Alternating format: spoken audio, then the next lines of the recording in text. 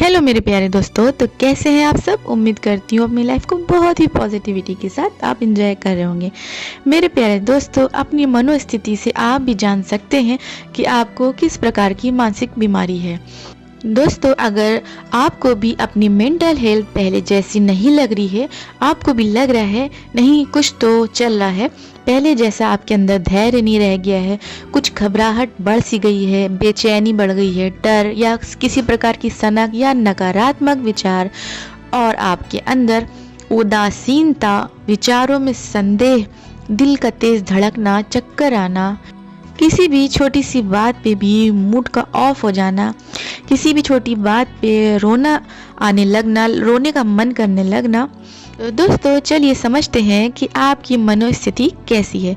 मेरे प्यारे दोस्तों, यहाँ पे आपसे रिक्वेस्ट है, अगर आप चैनल पे नए हो तो उसको सब्सक्राइब कर लें, और अगर आपको वीडियो थोड़ी सी भी पसंद आती है तो लाइक करें, और आपके मन में जो भी सवाल है आप उसको लेकर प्रश्न भी आप कॉमेंट बॉक्स में कर सकते हैं।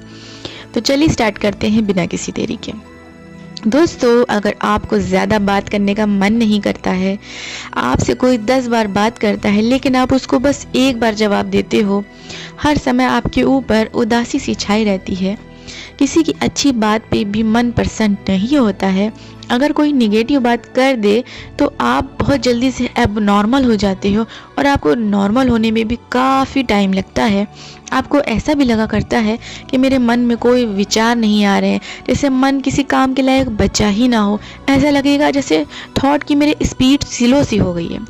मन उदास रहने की वजह से आपके एनर्जी लेवल भी डाउन रहते हों, क्योंकि दोस्तों मन उदास रहने की एक बहुत बड़ी वजह होती है आपके एनर्जी लेवल का डाउन होना, क्योंकि आपका एनर्जी लेवल जो है वो मन से जुड़ा होता है। तो किसी भी काम में आपका जो एनर्जी लेवल है वो लो सा फील आप करते रहेंगे। तो दोस्तों, बहुत सारे चांस है इसमें कि आपको डिप्रेशन होने की संभावना है, चांस है कि आपको डिप्रेशन हो सकता है।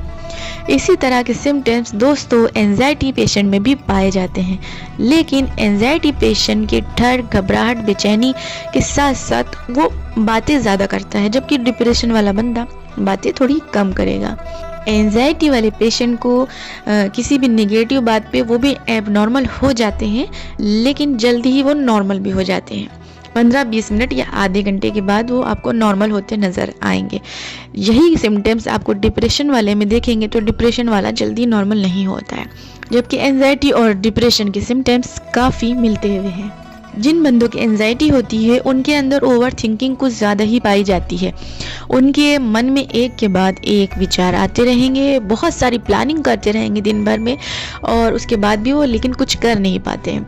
हर वक्त कुछ ना कुछ सोचते रहेंगे, लेकिन जब करने का वक्त आएगा तो उनको कुछ ना कुछ हो जाने का डर बना रहेगा, उनको किसी न किसी बात का डर बना रहेगा, और वो उनकी सारी प्लानिंग फेल हो जाएगी। दिल की धड़कन छोटी सी भी बात पे तेज होने लगेगी, डर लगेगा, चक्कर भी आ सकता है।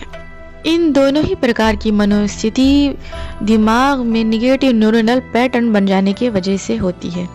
जो भी आपकी ये मनोस्थिति बन गई है दोस्तों, वो आपके दिमाग के अंदर निगेटिव न्यूरल पैटर्न बन चुके हैं, इस वजह से आपके अंदर ये मनोस्थिति पैदा हो चुकी है, जिसमें दोस्तों डिप्रेशन वाले बंदे के न्यूरल पैटर्न थोड़े ज़्यादा मजबूत होते हैं, जबकि एंजाइटी वालों के इतने मजबूत नहीं होते हैं। अब इसके बाद दोस्तों बात करते हैं, अगर आपके मन में बार बार कुछ इस तरह के विचार आते हैं जो कि आप जानते हैं कि ये सही नहीं है, लेकिन फिर भी आपका मन नहीं मानता है और बार बार आपको वही काम करना पड़ता है, और अगर आप उस काम को नहीं करते हैं तो आपको घबराहट सी महसूस होने लगती है, जैसे कि आपको बार बार सफाई करने का मन करेगा, बार बार सफाई को लेकर विचार आते रहेंगे, कभी हाथ धोने को बार बार मन करता रहेगा, गंदगी को लेकर एक सनक सी महसूस होती रहेगी। क्योंकि दोस्तों सफाई रखना तो अपने आसपास बहुत अच्छी बात है, लेकिन यही आदत अगर आपको सनक के तौर पर लग रही है तो आपको बहुत संभावना है कि OCD हो। ये एक तरीके का लक्षण मैंने बताया। दूसरा लक्षण जो होता है दोस्तों वो डाउट होता है। इसमें बंदे को हर वक्त शक सा बना रहता है, उसे ऐसा लगेगा कि मैंने ये काम नहीं किया, अभी गैस का स्विच बंद करके आया जैसे, फिर उसे लगेगा कि मैंने स्विच नहीं बंद किया, वो फिर क्या करेगा, वो बार बार जाके चेक करेगा, ताला लगाएगा तो बार बार ताले को चेक करेगा कि मैंने बंद किया या नहीं किया, तो उसे कहते हैं डाउट। तो उसको उस बंदे के अंदर शक सा बना ही रहेगा वो, लेकिन बार बार इसी सनक के तौर पे ये काम करता रहेगा, जबकि वो इस काम को कर चुका है। और अगर वो नहीं बार बार जाके चेक करेगा तो उसको घबराहट सी महसूस होने लगेगी। तो दोस्तों, ये सभी मनोस्थितियाँ आपके नेगेटिव न्यूरल पैटर्न तैयार होने की वजह से हुए हैं। नेगेटिव न्यूरल पैटर्न दोस्तों तैयार हुए हैं हमारे सीखने की प्रक्रिया से।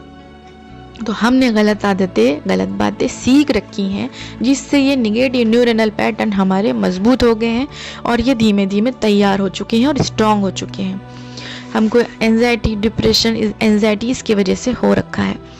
लेकिन आपको इन सब बातों को लेकर, इन सब मनोस्थितियों को लेकर बिल्कुल भी घबराहट महसूस करने की ज़रूरत नहीं है, क्योंकि दोस्तों हमारा जो माइंड होता है, हमारा दिमाग बिल्कुल ट्रांसफरेबल होता है। अगर हमने गलत आदतें सीख रखी थी जिसकी वजह से नेगेटिव न्यूरल पैटर्न बन गए, तो उसी तरह से हमारा माइंड ट्रांसफरेबल होता है। हम अपने माइंड से धीमे धीमे सारी आदतें जो हमने सीख रखी हैं उन्हें डिलीट कर सकते हैं। इन पैटर्न को हम वापस से डिलीट भी कर सकते हैं, जिस तरह से हमने इसे तैयार किया है, मजबूत किया है। अब इन नेगेटिव न्यूरल पैटर्न को हमें करेक्ट करना होगा।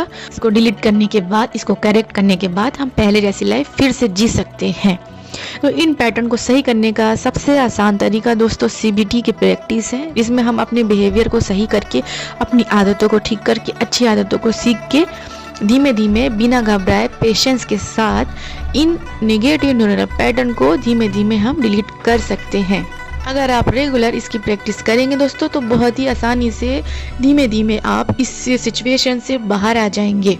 दोस्तों 100% आप CBT की प्रैक्टिस से, इस मनोदशा से, इस मनोस्थिति से, इस सिचुएशन से बाहर आ जाएंगे और फिर से आप पहले जैसा नॉर्मल जीवन यापन करेंगे। दोस्तों आई होप आज की वीडियो आपको काफ़ी हेल्पफुल लगी हो। इसी उम्मीद के साथ ये वीडियो यहीं पे ख़त्म करती हूँ। जब तक के लिए मुझे दे इजाज़त। Good bye.